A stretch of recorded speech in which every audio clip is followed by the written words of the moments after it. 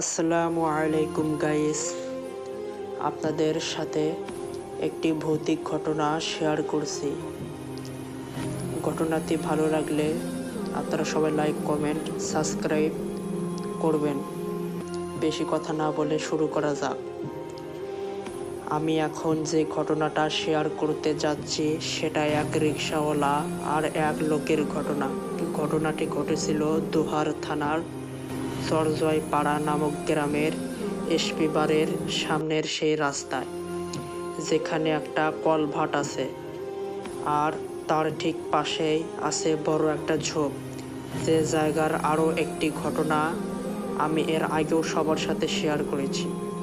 এখন আমি সেই জায়গার আরও একটি ভয়ঙ্কর ঘটনা সম্পর্কে তুলে ধরছি। এই ঘটনা ঘটেছিল আজ থেকে প্রায় 7-8 বছর আগে। একদিন এক রিকশাওয়ালা রাতে এক প্যাসেঞ্জারকে নিয়ে সেই রাস্তা দিয়ে আসছিল। রাত তখন প্রায় আনুমানিক 11টা কি 11:30টার মতন হবে। আমরা জানি যে গ্রামে 9টা 10টার দিকেই প্রায় বেশিরভাগ মানুষ ঘুমিয়ে পড়ে, তাই সেই সময়টায় সেখানে একেবারেই জনমানবহীন ছিল। তারা দুজন সেই রাস্তা ধরে যাচ্ছে। এমন সময় তারা কিছুটা দূর থেকে হঠাৎ সাদা কিছু একটা লক্ষ্য করে।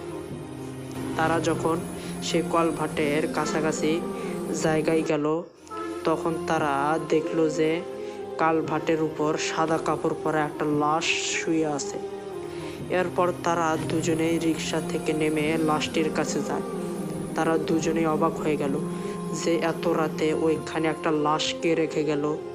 লোকটি রিক্সাওয়ালাকে বলল, হয়তো কেউ লাশটিকে এখানে ফেলে রেখে গেছে, চলো আমরা লাশটিকে নিয়ে দাফনের ব্যবস্থা করি।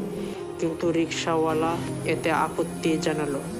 সেই লোকটিকে বলল, আমাকে আমার ভাড়া দিয়ে দেন, আমি এই সব লাশ নিয়ে যেতে পারবো না।